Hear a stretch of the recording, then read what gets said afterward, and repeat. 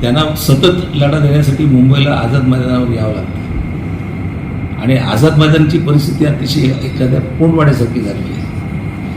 त्याच्यामुळं पहिला आघात जो झालेला आहे त्याच्यात आणखी आघात सरकार करते आणि या सरकारला अजूनही गिरणी कामगारांची क्यू येत नाही.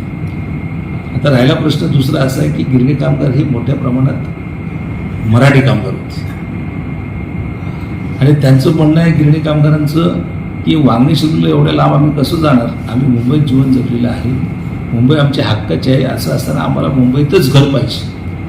आणि पण त्यांनी अट्टास केला सरकारजवळ की आम्हाला मुंबईत घरं द्या आणि ती मुंबईमध्ये घरं कुठे कुठे मिळू शकतात ही सर्व मूलभूत माहिती जी आहे ही गिरणी कामगारांच्या नेत्यांनी सरकारला दिलेली आहे.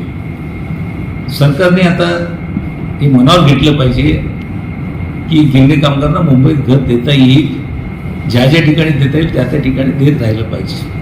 परंतु सरकारजवळ किती टाव पडलं तरी सरकार ऐकत नाही. त्याच्यामुळे आता गिरणी कामगारांची मनस्थिती अशी झालेली आहे की ह्या सरकारला 3 वेळा आम्ही निवडून दिलं आणि 3 वेळा निवडून देऊन सुद्धा या सरकारने काय केलं नाही. शेवटी आम्हाला मुंबईच्या बाहेरच फेकायला गेले. त्याच्यामुळे आता गिरणी कामगारांनी हा विचार केलेला आहे किंवा करावा असा नेते मंडळीला सुद्धा वाटते की त्यांनी या वेळेला मुंबई वाचवण्यासाठी, मराठी माणसं मुंबईत राहण्यासाठी महाविकास आघाडी जी आहे, जे महापालिकेचं निवडणूक लढवते आणि म्हणून येणाऱ्या निवडणुकीमध्ये मतदान करताना कोणाला करायचं सतसत विवेक बुद्धीला स्मरून त्यांनी करावं आणि महाविकास आघाडीलाच निवडून द्यावं असं या ठिकाणी मी गिरणी कामगारांना आवाहन करते.